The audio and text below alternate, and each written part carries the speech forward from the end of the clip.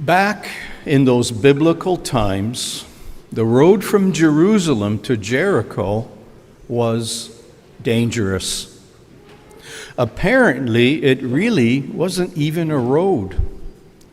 It was more like a 30-kilometer winding path around large boulders. A perfect spot for robbers and outlaws to hang out. Why was the man traveling alone on this dangerous road?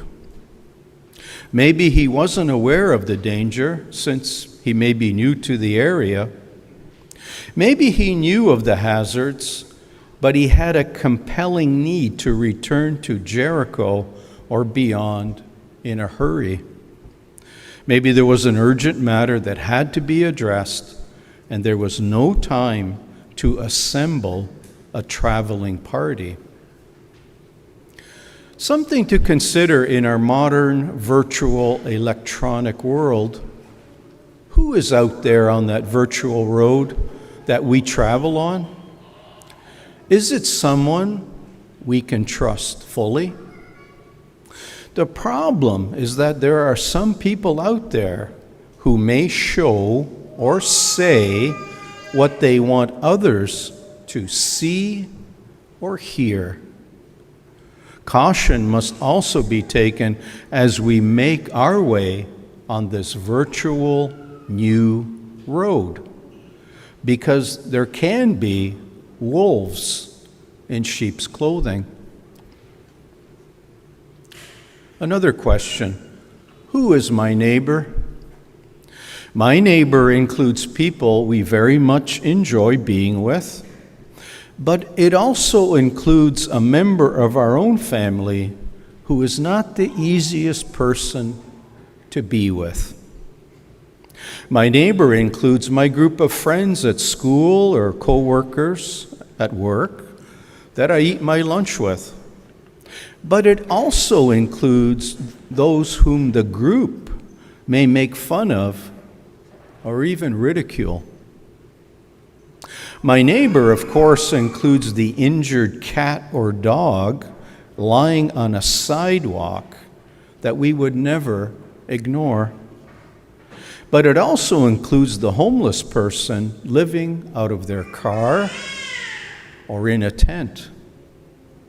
My neighbor includes the people and community we are familiar with and may have grown up over the years. But it also includes the new person on our street from the GTA or those from a distant country. This parable invites us to reflect on the call to love our neighbor, but it also challenges us to put that love into action, particularly through the corporal works of mercy, which are acts of kindness and service directed at addressing the physical needs of others. These works, feeding the hungry, giving drink to the thirsty, clothing the naked, welcoming the stranger, visiting the sick, visiting the imprisoned, and burying the dead, are not merely suggestions. They are concrete ways we live out the love of God for all, including those in need. How can we better demonstrate the works of mercy in our daily lives? It usually doesn't involve a grand gesture or a dramatic act, but often it is found in the small, everyday acts of kindness. Feeding a hungry or grieving neighbor, shoveling the snow off their driveway, offering a listening ear to someone in distress, visiting someone who is sick and or lonely.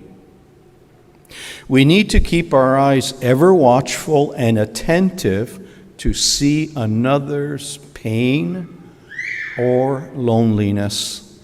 We need to keep our ear ever open to hear the cry in their voices.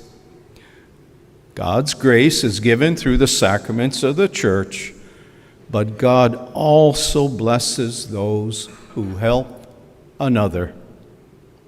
As Jesus said to the lawyer, "Go and do likewise."